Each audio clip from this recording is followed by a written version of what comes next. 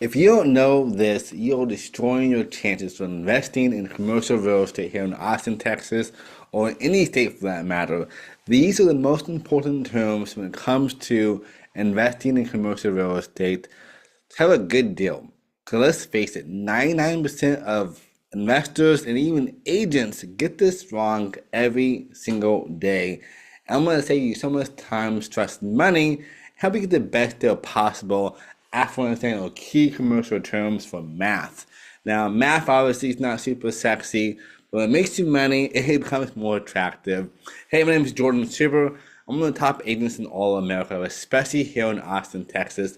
My team's done $1.6 billion in transactions, and we do all forms of real estate from commercial, obviously, but also luxury, residential, buy and sell side, and all in between. And right now, I have a deal as we speak under contract for about 192 units, pending for that one, now one for 88 units.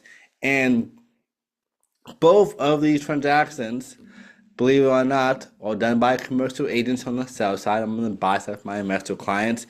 And the numbers are totally wrong. They have no clue how to understand the math, despite this all they're doing every single day. So I'm making a quick video to show you exactly how to analyze your cap rate. Cap rate is just a fancy word to say how much you make on this return per year. It's in percentages. Capitalization rate is the official term. And then we want to break down NOI and also net free cash flow. These are the three main things. Now, in order to understand how to get to our cap rate, we gotta understand what is NOI. NOI is net operating income, and to find that, we gotta break down our GOI, which is gross income. We also gotta break down all expenses, taxes, and pretty much everything that goes into cost of the commercial property outside of the debt coverage. That is for net free cash flow. More than on the end of this video. That one is super important because most people would think that NOI is your income. Unfortunately, it's not. It'd be amazing if it was, but it's not. So first things first is gross income, expenses, taxes, property managers, and so forth, depending on the asset class. Like you're buying a storage unit, those have less expenses as opposed to buying a complex or a hotel and those kind of asset classes. And speaking of asset classes, before we get too far into the whole video about this later on as well, but there's three main classes of assets in commercial real estate. There's A, there's B, and there's C. And some people will also use D class as well. And kind of like a report card, it is really similar to that same aspect. A being A plus units or assets. This one will be turnkey ready. That means it's in the nicest locations. It has huge cap rates. It's just a cash flow machine, and there's no opportunity for value add when it comes to an A class. The biggest value add is probably expansion, so you want to do more of those, and it's waiting for appreciation. B is obviously our next one. These are good, but not great.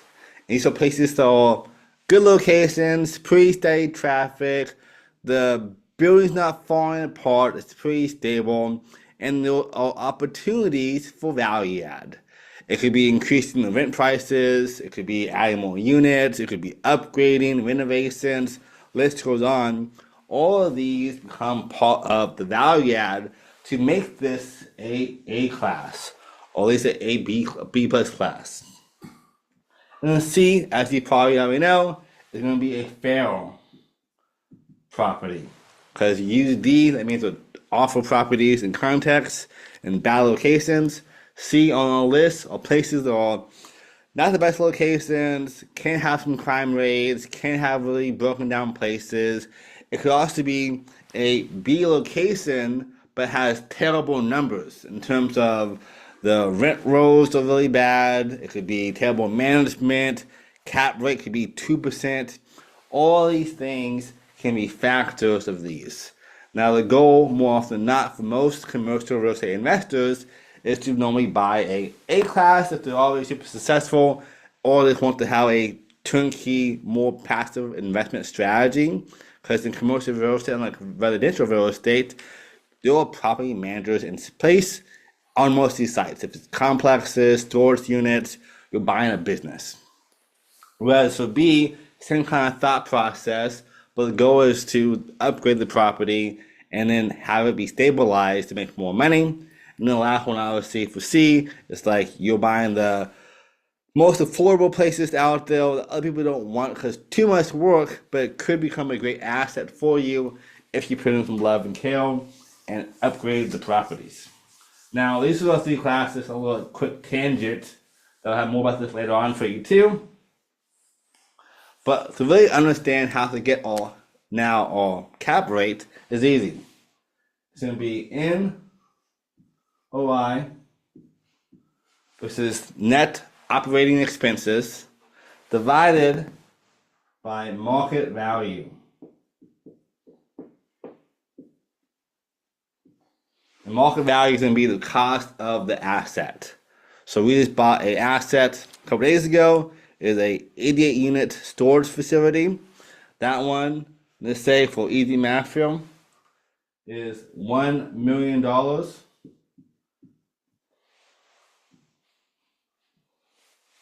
And let's say that our NOI, in this case, is $100,000. That means that all gross income, expenses, and taxes, all the other everything else you have on there is probably an extra $30,000, $40,000 of expenses. To get to our sections there, supposed to be actually minus, not plus. So get to our strategy here. Then from there, we can see divided by or equal 10%. Which is a great return on your money in most cases. In commercial real estate, the goal for a good asset is normally between 7 and 12%.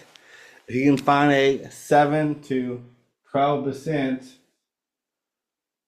return, some say even 8% as a low end, you have a pretty good asset. And this is how you understand what you're taking home of your returns on this. Returns on this investment. Now, this does not give you your cash flow because your NOI is $100,000. And a lot of people, what they do for NOI also, while I'm making this video, because I've seen a lot of commercial agents doing this for some reason, they're using their gross income, gross operating income, as their NOI number. So when I look at the numbers, I see that it grossed $150,000 and they tell me the NOI is 15%. I'm like, well, that makes no sense because it is netting $100,000. How are you guys getting this crazy kind of math? So 15% would not make sense though. So that's why it's so important to know this math. Now to get to your net free cash flow, how much you're making at the end of the day, this breaks down to being our NOI minus our debt services.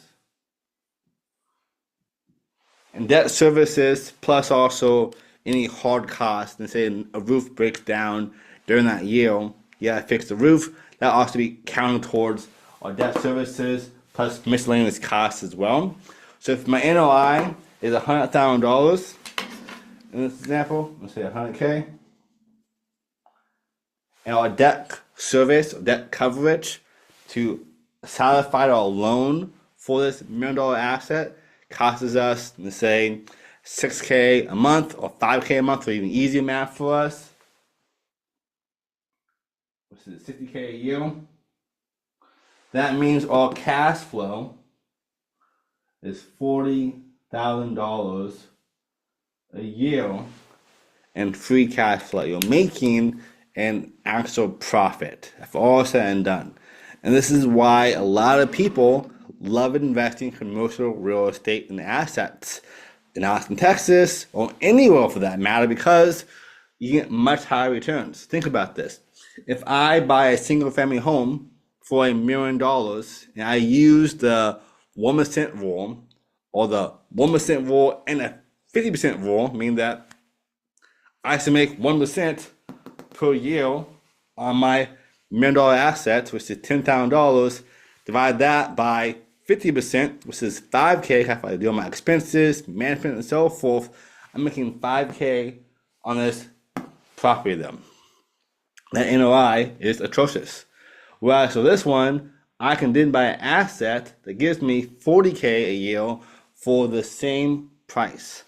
This is why a lot of people love commercial real estate for a lot of different reasons. One, you have tax coverage and opportunities, appreciation still. Most people have no clue about commercial real estate, so that's competition. And of course, also on top of that, you have to have amazing returns as well, the 10%. And the 10% cap rate does not include appreciation, does not include debt pay down, and so forth as part of that return. So your return is suggesting more than 10% on. And then this is why this is a great asset for you. So hopefully help you. If you need questions down below, let me know. Also, if you need any help with commercial real estate, that's buying or selling, pretty much any asset class, but especially storage units, RV parks, mobile home parks, complexes, hotels, I'm happy to help you out as much as you can on all different areas. If you need land, I have a team member on my team as well who does land speculation. So pretty much anything you need on commercial real estate, we can help you get the best deal, run the numbers, find deals for you, make it super turnkey ready and easy for you to just know you're buying a safe investment. As always, thanks for watching. That's the best yet. I'll see you at the top, and thanks for being here.